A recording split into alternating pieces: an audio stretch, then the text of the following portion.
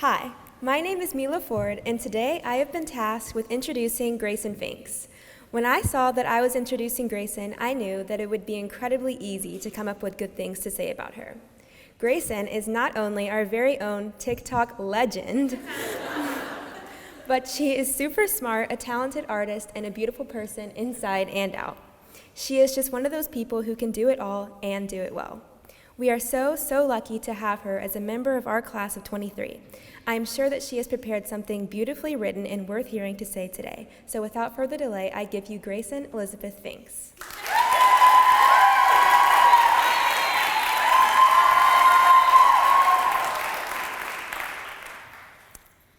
I'd like to take you all back to a warm spring morning in 2013.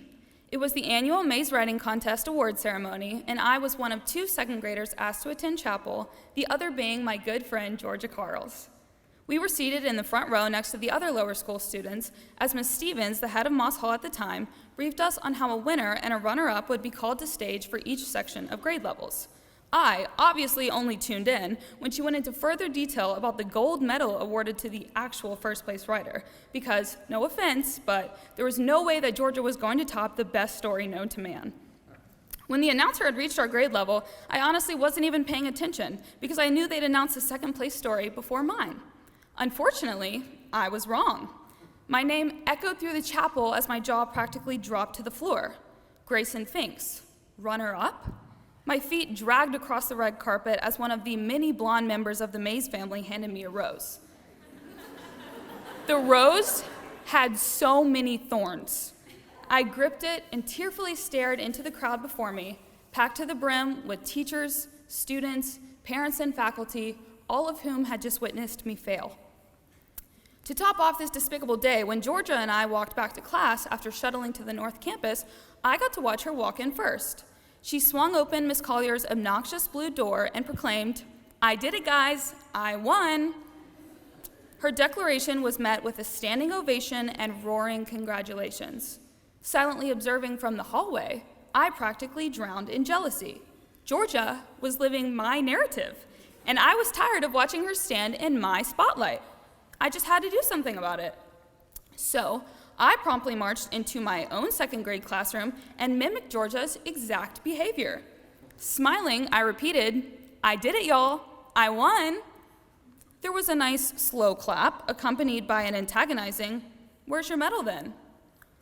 On the fly, I poured out a 2-minute explanation that detailed how Georgia and I had actually tied, and I humbly allowed her to accept the pretentious medal while I took the rose. I literally had my entire class fooled, other than Miss Hendry, of course, who had known the list of winners for a week now. I spent the next month eating lunch in the principal's office, relearning the bridge to caring. As far as I can remember, that warm spring morning was the first instance that my obsession with being the best got the best of me. This need to be top tier in one, if not multiple areas of my life, ate away at me every day. Writing was obviously out of the picture, but my search for outstanding success was not over. I've created a summarized list of activities in which I seeked out my possibly above average performance. It includes softball, ballet, soccer, taekwondo, singing, volleyball, swim team, theater, basketball, and finally, lacrosse. To my surprise, I was pretty bad at most of those. I never made consistent home runs, never landed the lead in a play, and never got the title of captain on any team. In the 2009 stop-motion movie, Fantastic Mr. Fox, the character sums up my problem quite well. He says, "I think I have this thing where I need everybody to think I'm the greatest, the quote-unquote Fantastic Mr. Fox.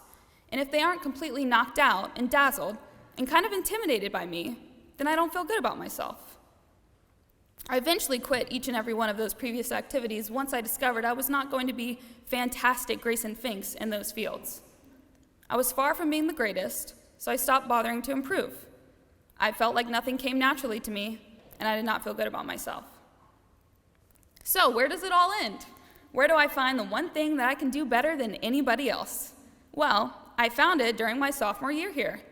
I discovered something that I am truly exceptional at, something that I actually did win the gold medal in. Because of the extremely lenient, borderline non-existent roll call that year due to COVID-19, I have been named the #1 student that missed the greatest number of school days in St. Mary's history.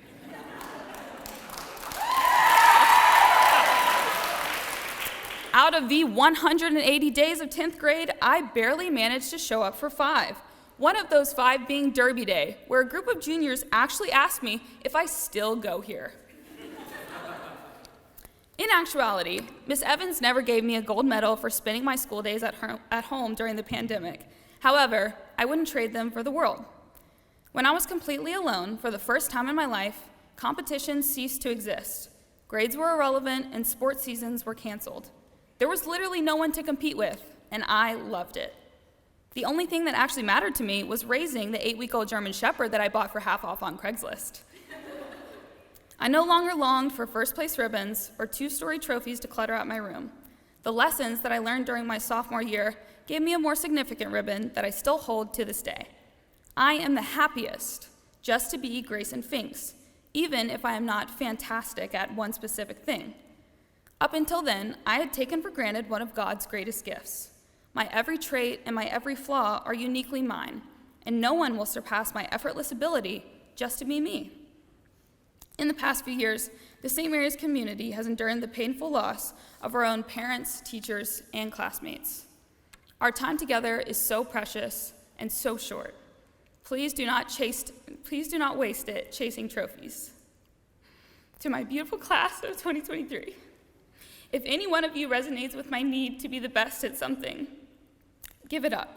It doesn't matter. You're already the best at something. You're my best friends. You were the best group of girls to grow up beside, and now the best 62 women to walk through life with. And if that is not enough, never forget that you will always be the best at just being you. Thank you.